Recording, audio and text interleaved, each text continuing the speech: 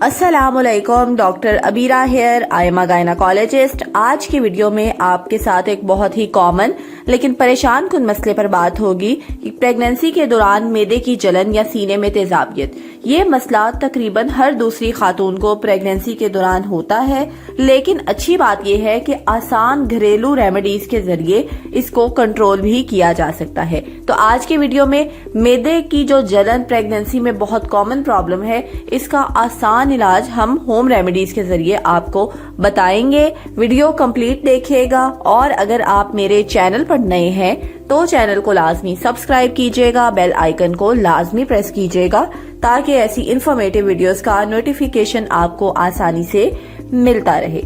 सबसे पहले तो आपको पता होना चाहिए कि मैदे में जलन प्रेगनेंसी के दौरान होती क्यों है। हमल के दौरान जिसमें हार्मोन प्रोजेस्टेरोन की मिकदार बढ़ जाती है, जो कि बच्चेदानी के पट्टों को नरम रखता है ताकि हमल स्टे करे।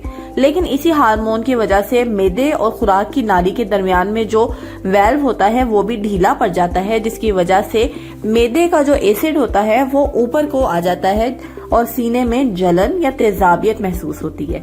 इसके अलावा जैसे जैसे बच्चा बड़ा होता है तो वो भी मैदे पर दबाव ज्यादा डालता है। स्टमक पे प्रेशर पड़ने की वजह से खाना और जो स्टमक के एसिड्स होते हैं वो ऊपर की तरफ को रिगर्जिटेट करते हैं और स्टमक से ये ऊपर को जब आते हैं तो आपको अक्सर सीने में जलन महसूस होती है। अब हम बात करते हैं कि आप कौन कौन सी एहतियातें अपने घर में कर सकती हैं। सबसे पहले तो आप अपने खाने के तरीके को बदलें। दिन में थोड़ा थोड़ा करके कई बार आप खाना खाएं। एक साथ ही बहुत ज्यादा खाना मत खाएं और खाने के फौरन बाद आप लेटने से गुरेज करें। खाने के बाद कम से कम 2 घंटे बाद आपने सोना है। इसके अलावा आपने अपने कपड़ों का ख्याल रखना है। बहुत टाइट आपने कपड़े नहीं पहनने, पर्टिकुलरली आपके पेट के इर्द गिर्द से कपड़े टाइट नहीं होने चाहिए। नंबर 3 पे ये है कि आपने अपना जो स्लीपिंग स्टाइल है उसको चेंज करना है। सोते वक्त आपने अपने तकिए को थोड़ा ऊंचा रखना है ताकि जो स्टमक के एसिड्स हैं वो ऊपर को रिगर्जिटेट ना करें। नंबर 4 पे ये है कि आपने अपनी डाइट में कुछ चेंजेस करनी है। आपने फ्राइड आइटम्स, बहुत ज्यादा स्पाइसी खाने और जो चिकनी चीजें हैं जैसे कि ऑयली खाने होते हैं, देसी घी के खाने होते हैं, इनसे आपने अवॉइड करना है। इसके अलावा आपने कॉफी, चॉकलेट और कोल्ड ड्रिंक्स, इनका इस्तेमाल भी प्रेगनेंसी के दौरान बहुत कम करना है। आप दही यूज कर सकती हैं, दूध यूज कर सकती हैं, केला, जौ का दलिया यानी ओट मील, ये सब चीजें हेल्दी हैं जो कि मैदे की जलन को कम करती हैं।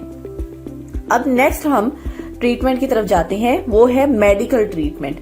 अगर इन होम रेमेडीज के जरिए आपकी जो स्टमक की जलन है वो ठीक नहीं होती, स्टिल रहती है, तो आपने डॉक्टर से कंसल्ट करना है। प्रेगनेंसी के दौरान फिर जो मेडिसिन बहुत सेफली हम स्टमक के लिए देते हैं, हार्ट बर्न के लिए देते हैं, वो है एंटासिड्स और एसिड रिड्यूसर्स, जो कि एसिड की प्रोडक्शन को कम करते हैं और एंटी एसिड्स होते हैं, वो आपको बहुत ज्यादा रिलीफ दे सकते हैं। लेकिन आपने कोई भी मेडिसिन खुद से डॉक्टर की हिदायत लिए बगैर यूज नहीं करनी। डॉक्टर आपके लिए सेफ मेडिकेशन रिकमेंड करेंगे। रेनिटिडिन और ओमेप्राजोल जो मेडिसिन है वो प्रेगनेंसी में काफी हद तक सेफ है, लेकिन अगेन आपने डॉक्टर से पूछे बगैर मेडिसिन नहीं यूज करनी। तो प्रेगनेंसी में जो हार्ट बर्न का प्रॉब्लम है ये कॉमन प्रॉब्लम है, लेकिन इसका मतलब ये नहीं है कि आपने इस तकलीफ को बर्दाश्त करते रहना है। आपने सही तरीके से खाना खाना है, थोड़ी सी एहतियातें जो मैंने आपको बताई हैं वो करनी है। इससे आप बहुत ज्यादा सुकून महसूस करेंगी। अगर आपको डॉक्टर मेडिसिन रिकमेंड करते हैं तो इसमें जो स्टमक का एक कैप्सूल होता है वो आप नाश्ते से पहले यूज कर सकती हैं, आधा घंटा पहले यूज कर लें नाश्ते से। और इसी तरह से जो एंटासिड सिरप्स होते हैं उनको आप खाने के बाद यूज कर सकती हैं। इससे आपकी जो मैदे की तेजाबियत है वो काफी बेहतर हो जाती है। हर खाने के बाद कोशिश करें कि आपने 15 मिनट की वॉक करनी है ताकि जो आपका खाना है उसको उसकी डाइजेशन वो बेहतर हो सके। और फौरन लेटने से आपने परहेज करना है। अगर आप इन सारी इंस्ट्रक्शंस को फॉलो करेंगी तो आप बहुत बेहतर महसूस करेंगी। क्या आपको भी प्रेगनेंसी के दौरान ये मसला हो रहा है और अगर आप ट्रीटमेंट भी ले चुकी हैं स्टिल आपको कोई फर्क नहीं पड़ा, तो आप मुझे कमेंट कर सकती हैं। I will let you know कि आप अब मजीद इसके लिए क्या कर सकती हैं। अपना बहुत सा ख्याल रखिएगा। अल्लाह हाफिज।